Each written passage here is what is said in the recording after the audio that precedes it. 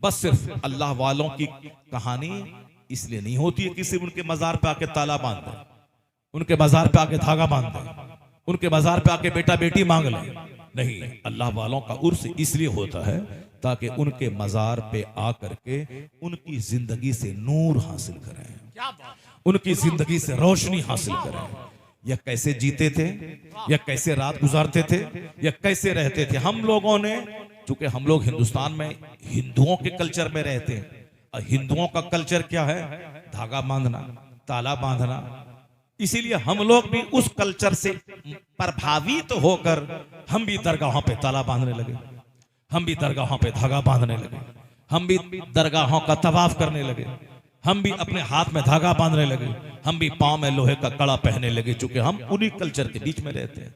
जबकि इस्लाम ने शदीद मजम्मत की है।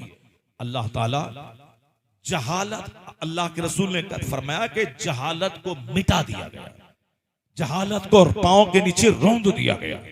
शिर्क अल्लाह कभी माफ नहीं करेगा। जो काम शिर्क की तरफ ले जाता हो, उस काम से बचने की ताकीद की गई है। अल्लाह रब्बुल इज्जत ही इज्जत देने वाला, वही हुकूमत देने वाला, वही सेहत तंदुरुस्ती जिंदगी और मौत देने वाला। कुरान शरीफ में हजारों जगहों पे इस तरह के मज़ामीन मौजूद हैं। तूतिल मुल्क मन तशा, अल्लाह ही है जो इज्जत दे, हुकूमत देता है जिसे चाहे, वह हुकूमत छीनता है जिसे चाहे।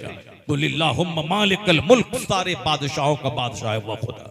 तो अल्लाह के रसूल कहते हैं जूती का तिस्मा भी टूटे तो अल्लाह से मांग, यानी चप्पल भी टूटे तो उसका तिस्मा टूटे, अल्लाह से मांगना, हमेशा अल्लाह से मांग। अल्लाह उस बंदे से दुश्मनी रखता है जो अल्लाह से नहीं मांगता है, अल्लाह उस बंदे से दोस्ती करता है जो हमेशा अल्लाह से मांगता रहता है।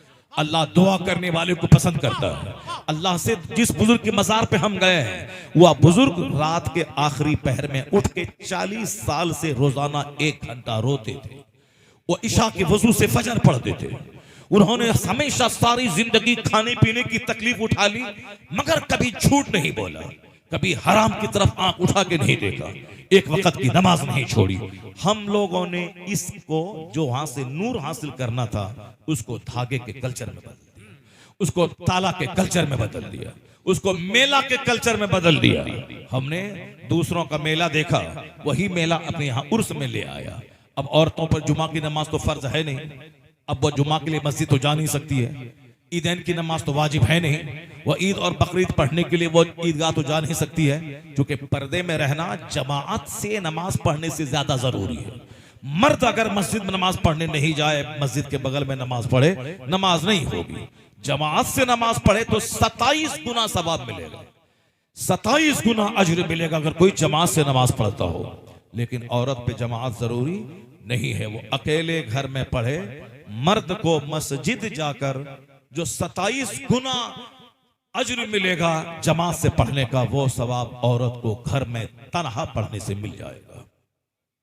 जुमा की नमाज बड़ी अहम नमाज, औरतों पे फर्ज नहीं है। क्यों? जुमा की नमाज के लिए घर से बाहर निकलना होगा, जमात के साथ वो नमाज होती है, इसलिए उसको मस्जिद का रुख करना होगा। मस्जिद जाने से बेहतर है कि औरत अपने घर में नमाज पढ़े।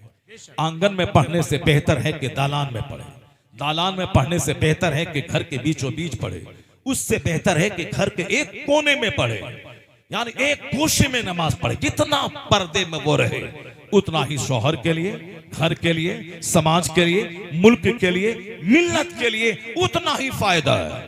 जिसने इस कानून का मजाक उड़ाया वो अब रो रहा है, मगरमच्छ के आंसू बहा रहा है। कलकत्ता के आरजी मेडिकल हॉल में मेडिकल कॉलेज का प्रिंसिपल, वो जब अब पढ़ने वाली एमडी करने वाली डॉक्टर के साथ रेप किया, उनके चेले, उनके गुर्गे, उनके साथ चेलों ने, सारा हिंदुस्तान शर्मसार हो गया, सारी दुनिया में हिंदुस्तान की नाक कट गई।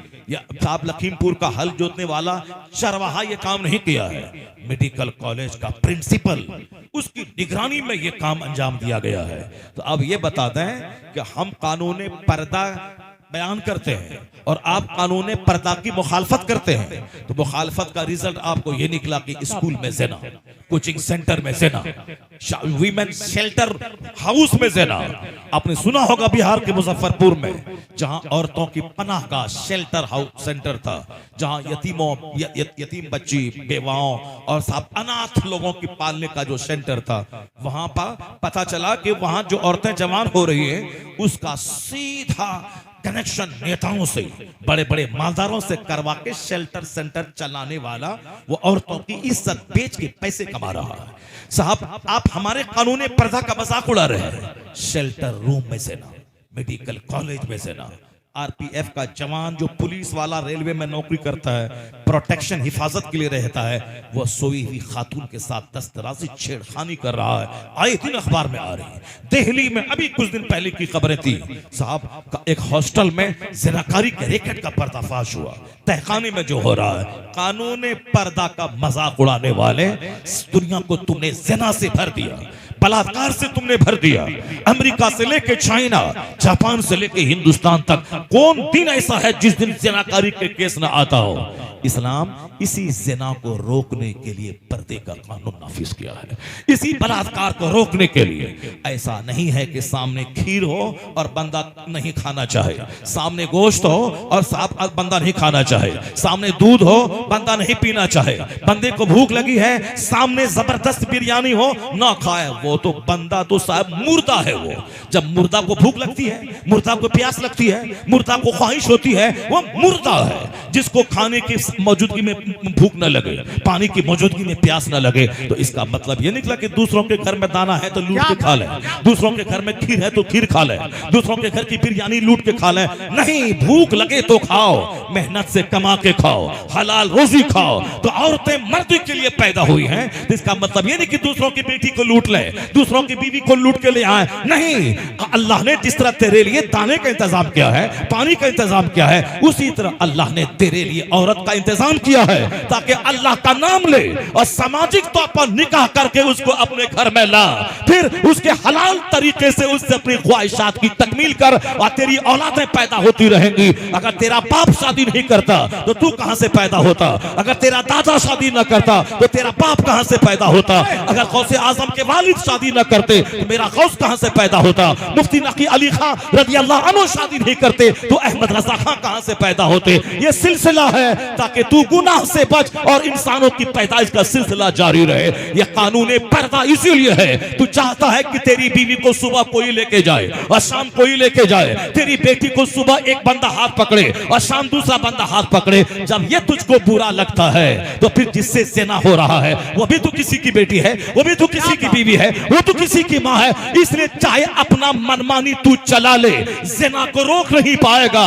एक कानून पर्दा है इस्लाम का दिया हुआ, अगर नाफिज हो जाए, अमेरिका में वो ज़िना से पाक हो जाएगा, हिंदुस्तान में यहाँ से ना रुक जाएगा। पुलिस की मौजूदगी में, कोर्ट की मौजूदगी में, कचहरी की मौजूदगी में, आर्मी की मौजूदगी में तुमने आजमा लिया, ज़िना रुक नहीं रहा है। 5 बंदे को फांसी तुमने दिल्ली में दिया ताकि ज़िना रुक जाए, रुक नहीं रहा है। अब तो कम से कम ये उसूल आजमा ले कानून पर्दा का। कानून पर्दा नाफिज हो गया, दावे के साथ कहता हूं 90% ज़िना का कारोबार मिट जाएगा।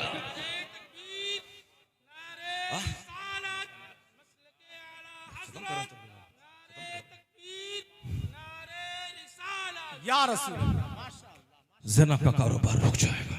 इस्लाम में वो दम है, वो ताकत है कि मरते दम तक इसका कानून पुराना नहीं होता है।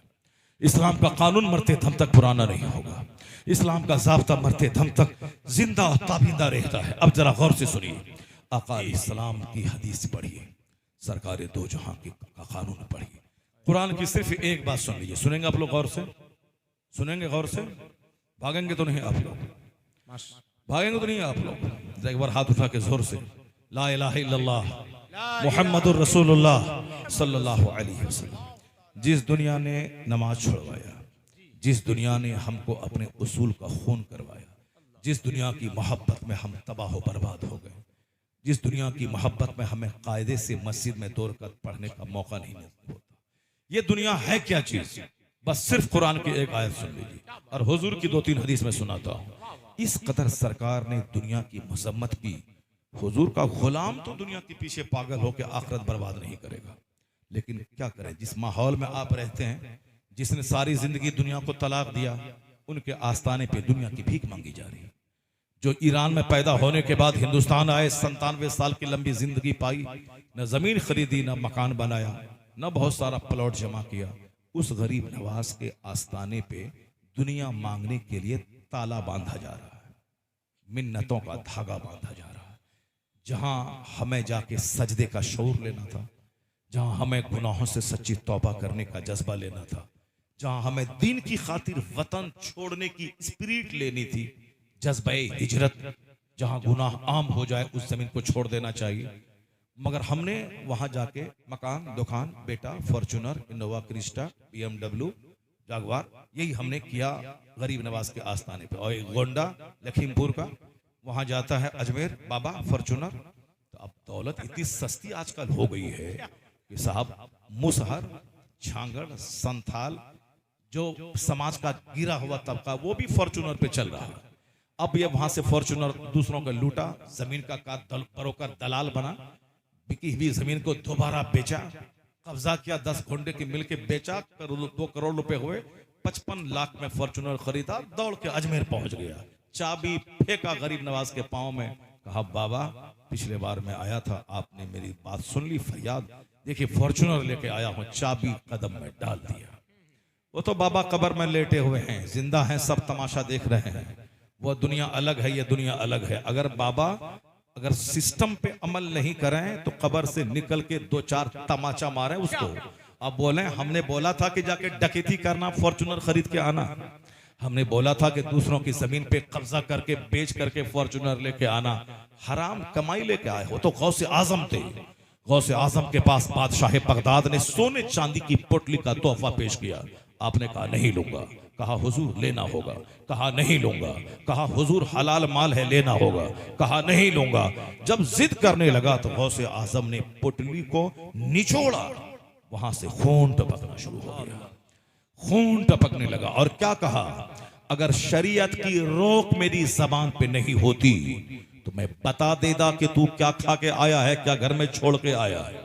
अगर शरीयत की लगाम मेरी जबान पे नहीं होती तो मैं इस खून को छोड़ देता बहने के लिए, वहां तक जिस गरीब का माल लूट के तुमने तोहफा पेश किया है, यह खून गरीबों का उनके घर तक छोड़ देता जाने के लिए। यह सरकार गौसे आजम का जलाल था। बादशाह सहम सा गया कि सोने की पोटली से खून बहना शुरू हुआ।